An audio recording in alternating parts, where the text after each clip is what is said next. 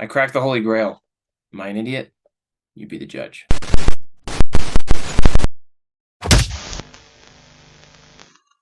So earlier this year, I saw a Mickey Mantle graded newsstand first cover Sports Illustrated post on eBay as an auction. It was a CGC 6.5 and the starting bid was $3,400. My first reaction was that actually seems like a pretty decent price to pick up the most desirable collectible in this entire hobby. And just for reference, in case you're not familiar, this 1956 Mantle first cover has only had 58 newsstand copies graded by CGC, with a 9.0 selling last year for $27,000. So I started looking a little closer at the listing and I was blown away at how nice the magazine looked for a 6.5. Now, of course, it's extremely difficult to tell the condition of a magazine just from pictures alone, but to the naked eye, this specific copy looked way better than a 6.5. So my next step was to check out the grader's notes. I typed in the certification number on CGC's website, and here's what I found. Light finger bends on the cover, light spine stress lines to the cover, very light staining to the cover. So basically no major red flags such as rusted staples, torn staples, or tears from the pages. I could see the light spine stress lines and they looked to be pretty minor. I could also see what appeared to be the very light staining, and it didn't look like a big issue either. These flaws alone definitely were not adding up to this being a 6.5. And the best part on the grader's notes were the light finger bends. Finger bends are basically tiny little dents in the pages that have been caused by someone handling the magazine, and finger bends can usually be fixed by pressing. So with all this information, I felt like if I were to buy this magazine, there was a really good chance that I can improve the grade, and I decided that I was going to go ahead and make an offer. Even if I could only bump it up from a 6.5 to a 7, to me that would be a huge potential jump in value. And to be honest, I already felt like a 6.5 Mickey Mantle newsstand first cover at this price was pretty good, and it would very likely appreciate over time. So at this point, there were only a few hours left in the auction and no bids had been placed, so I decided to go ahead and shoot my shot. They were also accepting offers, and I sent an offer of $3,000 thinking that it would probably get rejected. And to my surprise, a couple hours later, I saw that it had been accepted. Now this purchase was a pretty big deal for me. I've sold a couple issues over $1,000, but up to this point, the most I'd ever spent on a single issue was only $700. And I knew I was taking a big gamble with my plan to crack and resubmit, because throughout that process, there are a lot of different things that could go wrong. So I received the magazine a few days later and it was time to crack the slab. I'd already cracked a couple slabs previously, so I did have a little experience and I knew what I was supposed to do. But still, it is extremely nerve-wracking dealing with a high-value magazine and making cuts literally centimeters from the spine. But once I got the magazine free, I was relieved to see that my initial observations were correct. This thing was in phenomenal shape. A 6.5 was a travesty. And I could visibly see the finger bends, which was great news because it looked like something that I could press out. So I took it to my cleaning table and got to work. I was able to significantly improve the light stain that was on the front cover by using a soot sponge. I also found a tiny particle of something stuck on the cover that I was able to scrape off. And lastly, I was able to whiten the back cover. So then it was time to press the magazine, and this was definitely the most stressful press of my entire life. But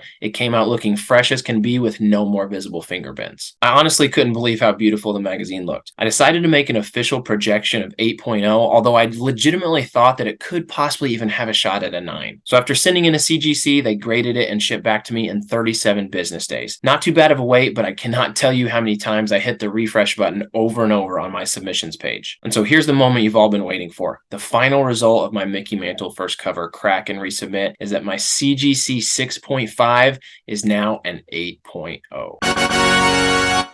Now, obviously, this turned out to be an enormous success, and I am absolutely stoked at the result. But I do want to give a warning. If you ever decide to crack and resubmit an issue, be extremely careful. There is no guarantee whatsoever that you will receive an improved grade, and I've actually seen multiple instances of the grade coming back lower. But if you ever do decide to go this route, here's my advice. Make sure the magazine looks to you to be at least 2 notches above where it's currently graded. If you have a 9.0 but you think it should be a 9.2, that's probably not enough evidence to resubmit and risk a drop. Also, make sure you read the grader's notes. As I mentioned before, there's a lot of potential issues that would not be visible to the naked eye. Ideally, you want to see something about finger bends, light creasing, or some other defect that you have the ability to improve. And now that my gamble paid off, I'm the proud owner of a Mickey Mantle first cover.